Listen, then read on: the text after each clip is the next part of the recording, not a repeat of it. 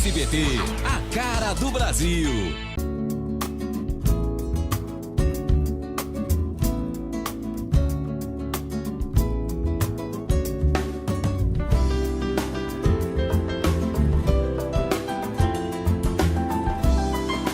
Programa Semeando em Vida, a palavra de Deus suprindo vida para você e sua família. Shalom, amada igreja, shalom, amados em Cristo. É um prazer compartilhar da palavra poderosa do Reino de Deus, essa palavra que nos traz paz, esperança e amor. E sempre que nós falamos do Evangelho ou do Antigo Testamento, dos Evangelhos de Jesus e do Antigo Testamento, nós proclamamos a verdade. E a verdade é absoluta, é precisa. Meu nome é Paulo Berlim Pérez, pastor do Ministério Sementes de Cristo, servo de Deus. E aqui para compartilhar das boas novas, do poder, da manifestação da glória de Deus. Eu quero compartilhar nesta noite, está em Provérbios, capítulo 10. Provérbios 10, Provérbios de Salomão, né? O justo em contraste com o perverso. Aqui fala algumas coisas do justo e do perverso. E aí você entende quais são as consequências de ser perverso, né? E mostra quais são o retorno daqueles que são justos. Olha o que diz o texto. Versículo 1 ao 9 nós vamos ler. Provérbios de Salomão. O filho sábio alegra a seu pai, mas o filho insensato é a tristeza de sua mãe. Os tesouros da impiedade de nada aproveitam, mas a justiça livra da morte. O Senhor não deixa ter fome o justo, mas rechaça a avidez dos perversos. O que trabalha com as mãos, remissa, empobrece, mas a mão dos diligentes vem a enriquecer-se. O que ajunta no verão é filho sábio, mas o que dorme na cega é filho que envergonha. Sobre a cabeça do justo há bênçãos, mas na boca dos perversos mora a violência. A memória do justo é abençoada, mas o nome dos perversos cai em podridão. O sábio de coração aceita os mandamentos, mas o insensato de lábios vem a arruinar-se. Quem anda em integridade anda seguro, mas quem se perverte ou perverte os seus caminhos será conhecido. Até aqui, e depois nós vamos ler o versículo 27 ao 30. Aqui fala claramente, amados, sobre uma vida pervertida, uma vida de um perverso, uma vida de arrogância, uma vida de prepotência, uma vida de uma pessoa insolente, uma vida de uma pessoa desviada dos caminhos do Senhor ou que vive em rebeldia. Aqui fala claramente, amados, o sábio Salomão declara, mostrando claramente o que é viver afastado de Deus e o que é viver fora dos preceitos e dos desígnios de Deus. Pessoas que vivem dessa forma, amados, elas anulam a vontade de Deus, elas anulam o propósito de Deus para a vida delas, elas anulam as promessas de Deus para a vida delas. Não é Deus que anula, amado, é a própria pessoa. Quando você entra em pecado, quando você peca, não foi Deus que está te provando ou está fazendo com que você peque. Jamais Deus faria isso, porque o pecado não pertence a Ele.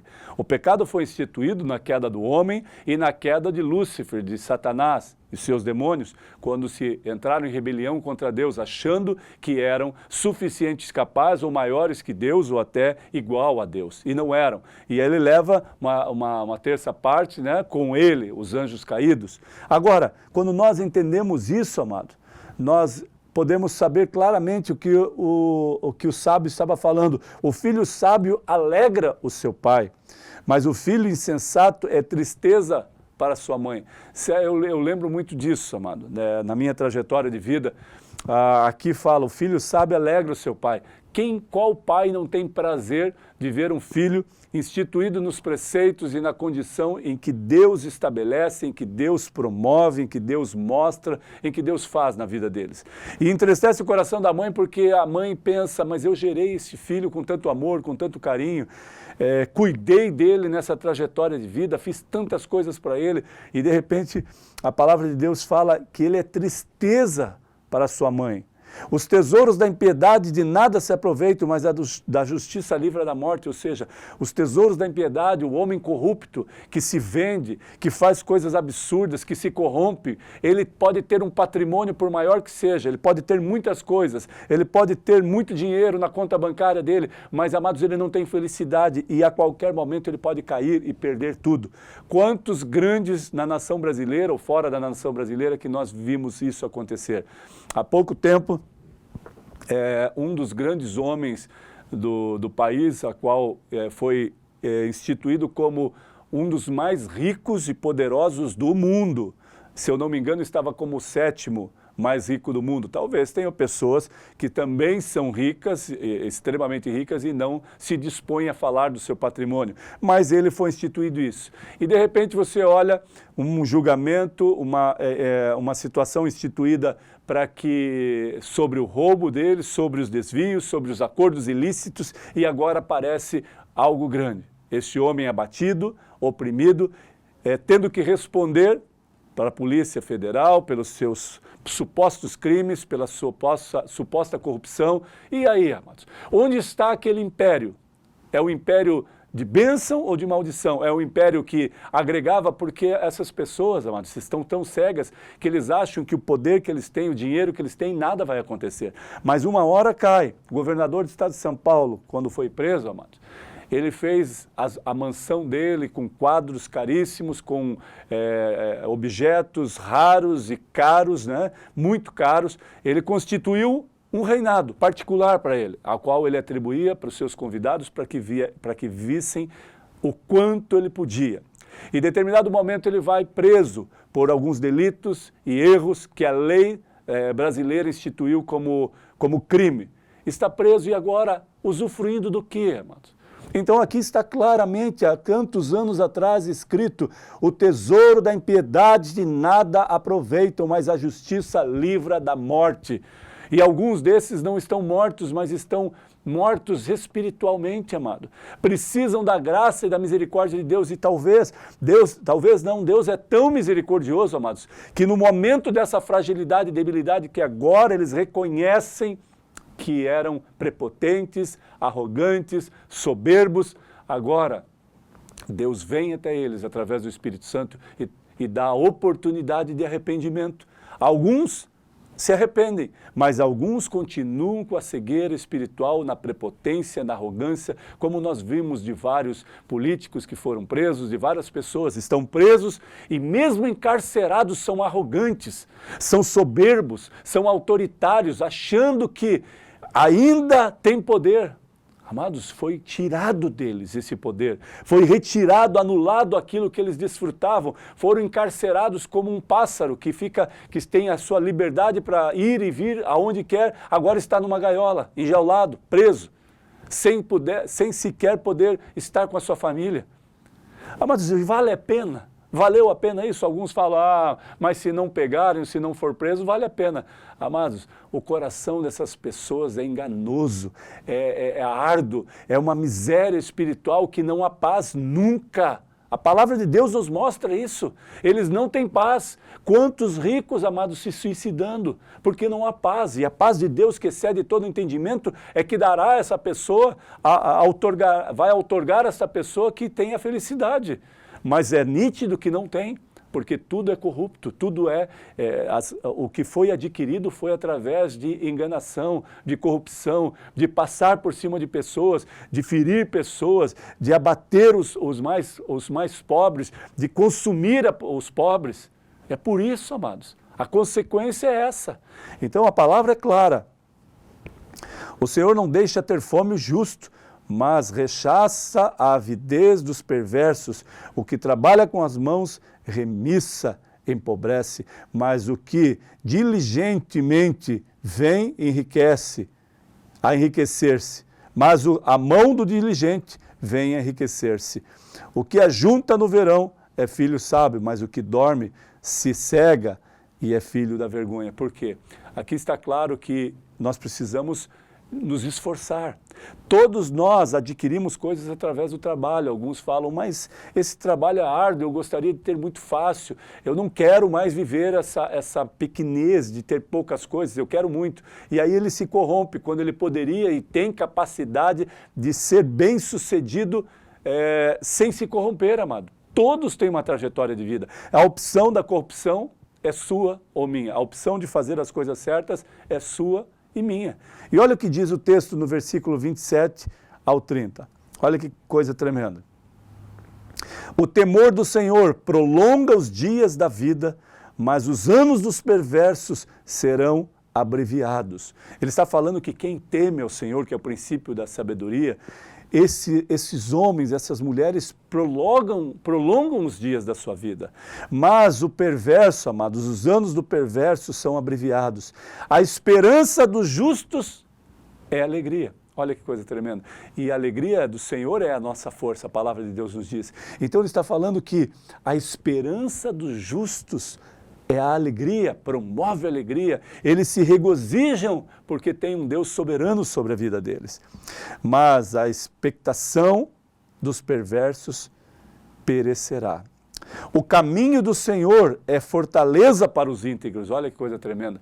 Quem é íntegro, amado, tem Deus como um refúgio, fortaleza, o socorro bem presente, como a palavra de Deus diz, o baluarte, o meu foco seguro, as mãos poderosas sobre a minha vida, o meu esconderijo secreto, aonde eu estou guardado, seguro, é isso que a palavra está dizendo.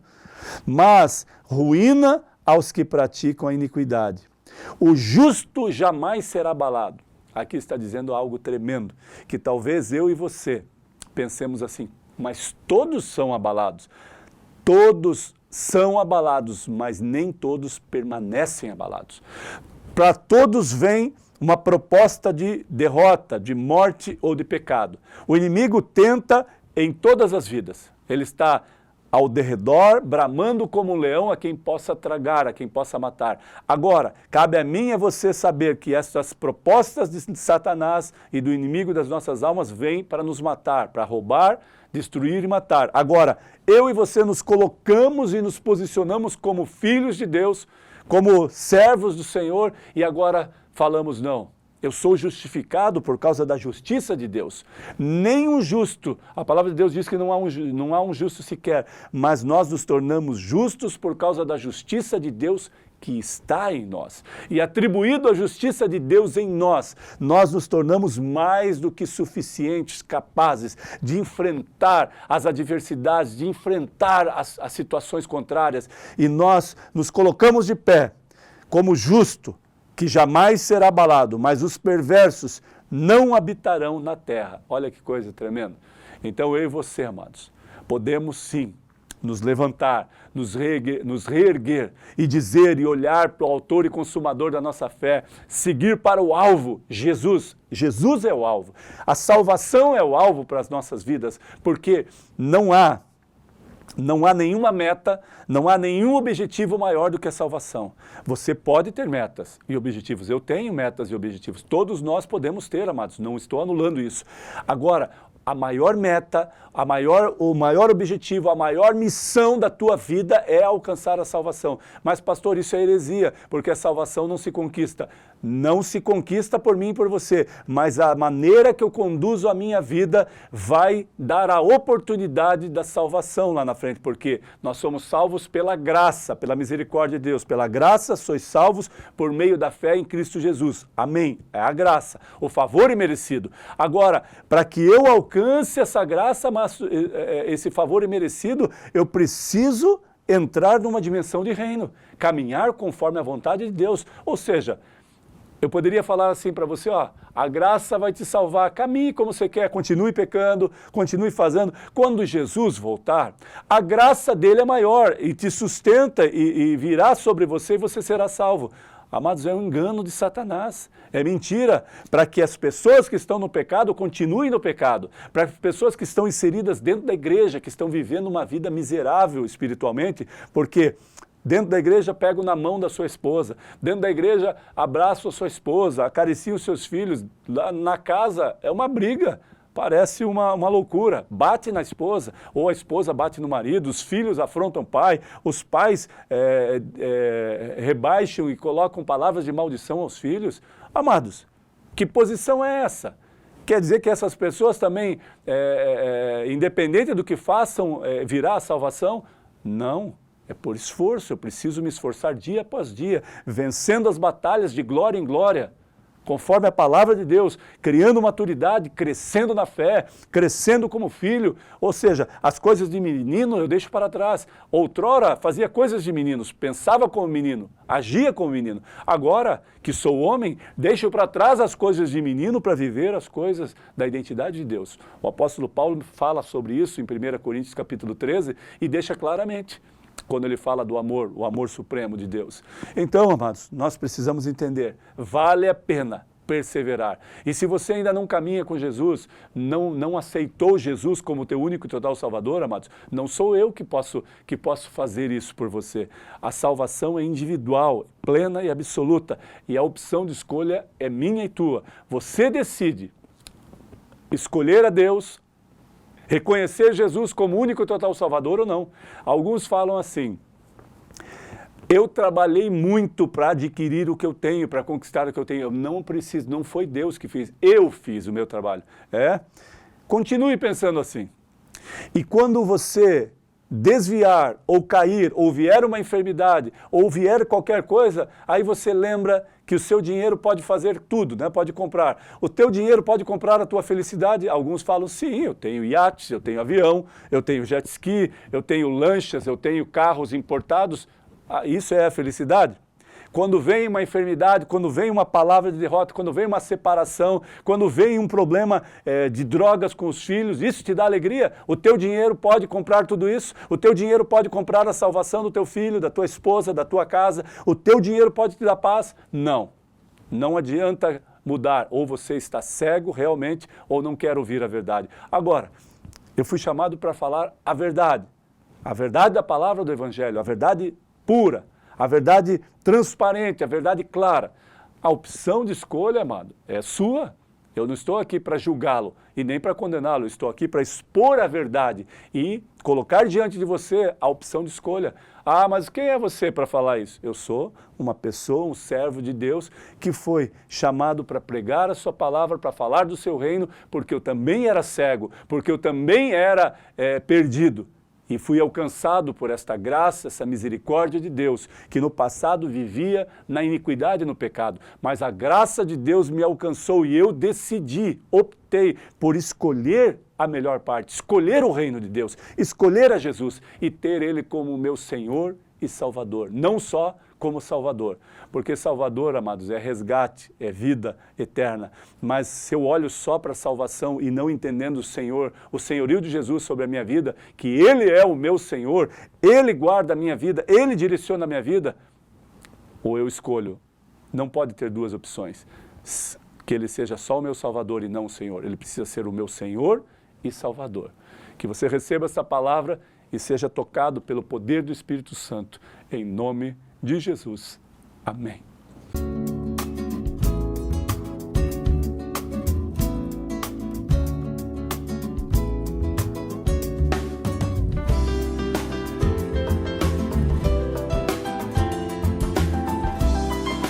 Programa Semeando em Vida. A palavra de Deus suprindo vida para você e sua família.